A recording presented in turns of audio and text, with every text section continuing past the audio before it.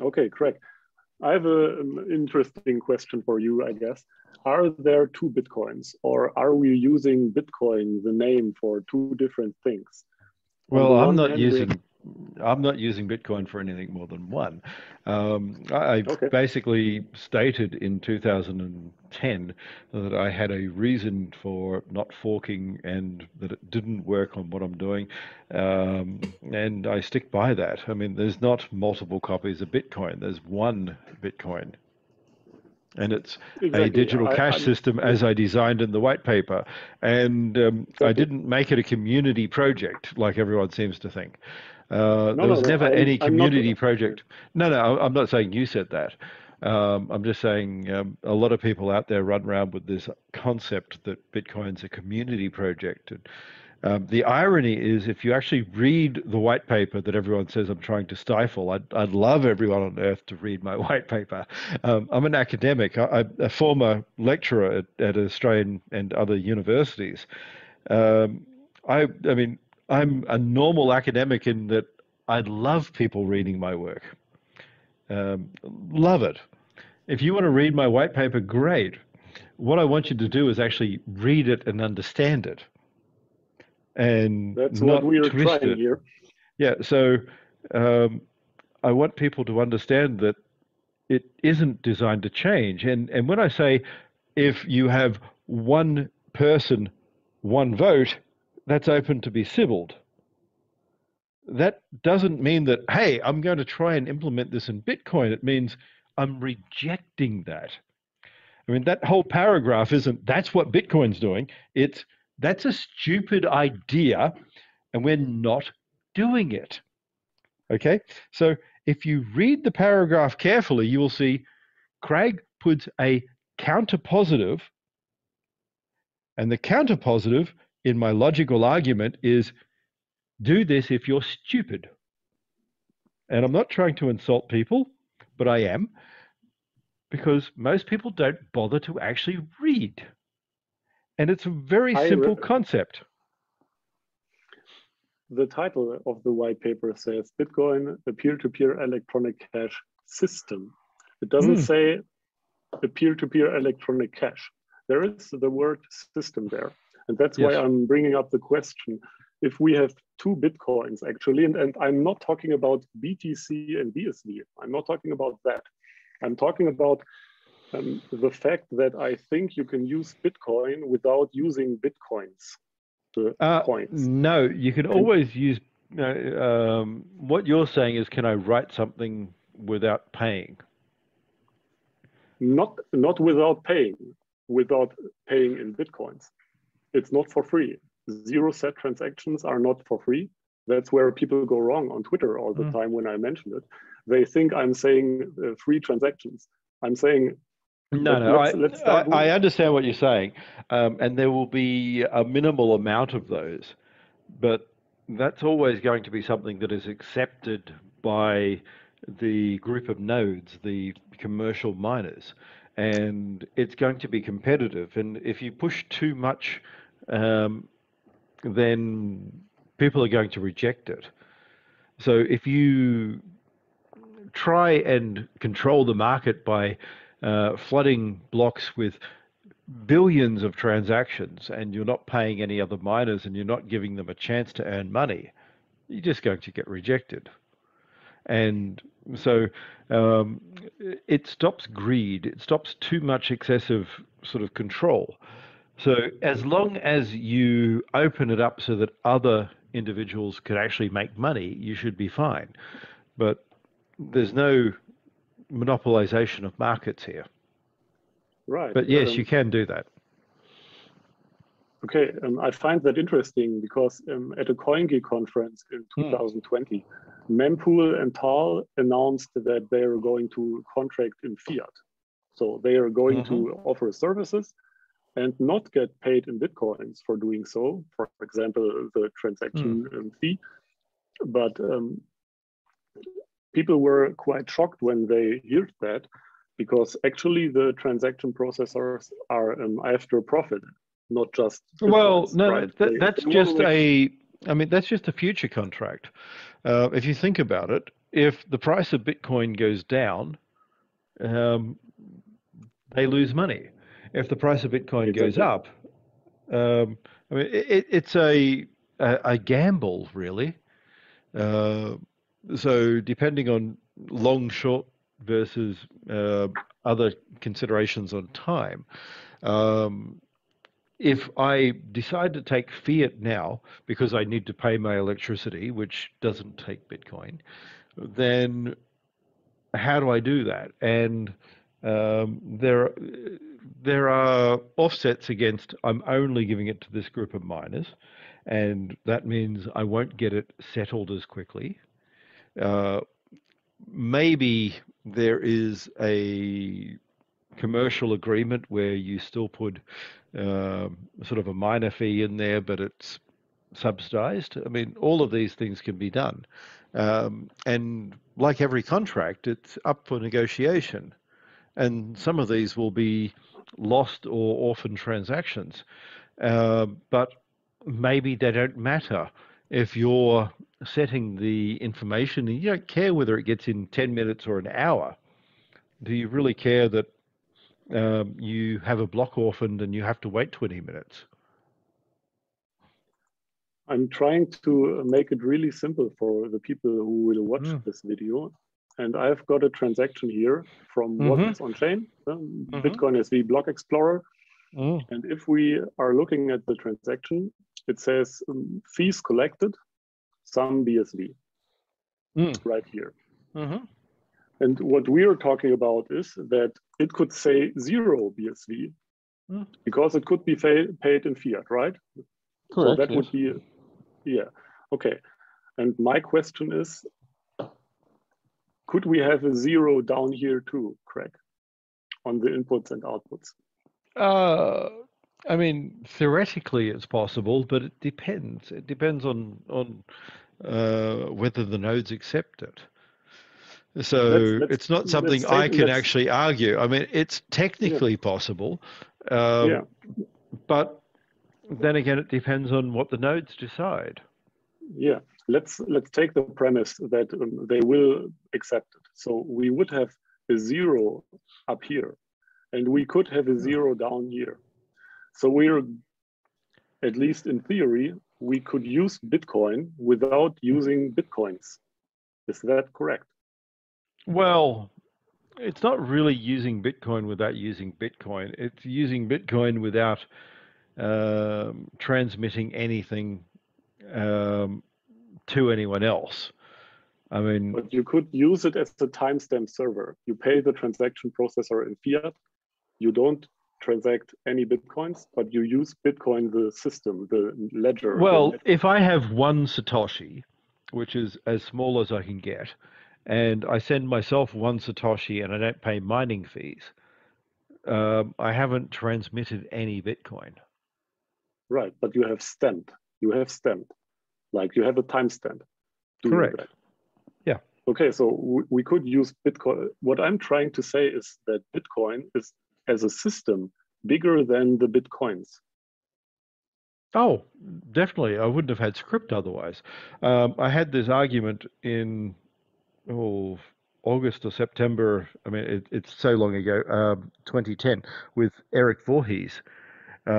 Eric wanted Eric wanted this concept of. He tried to tell me that money will only work if I do it this way, but I never intended Bitcoin to only be money. I never intended it to just be a world currency or um, Right. it's not designed that way. It can't actually be a world currency. You can build a global currency on Bitcoin and settle that way. Um, but that's where people go wrong. When I say that, that doesn't mean that Bitcoin will be a world currency. The same way I can use paper to issue renminbi or yen or US dollars or ingmang. Sorry, pounds. No, too much bloody Chinese lessons this week. Um, so British pounds. And effectively, it's all on paper or sometimes plastic. Uh, here in the UK and also in Australia, it's now in plastic, unlike America. And that's a commodity of sorts. And you can argue that, well, it's all on paper. Shouldn't it be all the same? But it's not. The same way I can write a $1,000 note on a single Satoshi. That doesn't make it a single Satoshi equals $1,000. Very different. Okay. So when I say it can be everything, it doesn't mean that I'm going to make an infinite amount of money because Bitcoin's going to be all money on earth. And I think Bitcoin can be used without the Bitcoins in many ways. For example, signing messages, accessing data, even off-chain transactions, if you want to say that's a use case. Oh, of course. I mean, anything that you can do in script, it's not for me to tell you what you can do. This is the irony. People sit there saying that I tell you what to do, but I'm not. I've given you a fairly unlimited scripting system, and I'm not stopping you from doing anything with it. Okay, so we can agree that Bitcoin can be used without Bitcoins. Well, it's not really used without Bitcoins. It's still a utilization of a Bitcoin, but it's not paying in Bitcoin. Okay. And back in the early day, I said there should always be some that are free. But the amount that are free is variable and also will fluctuate with the amount of use and how much different nodes want to put into it a transaction. So, can I just extrapolate a little bit on that? In the early days, Craig wrote about having a certain amount of block space for free transactions because there is value in having that, in enabling people to process that. But the debate, I think, is, that if you have too much space for free transactions, then miners will start discarding the blocks because too much space, isn't good enough. Well, good enough for them. They're not going to get any money. Whereas you've got to have the right amount of free space so that it attracts that use. It will get in eventually.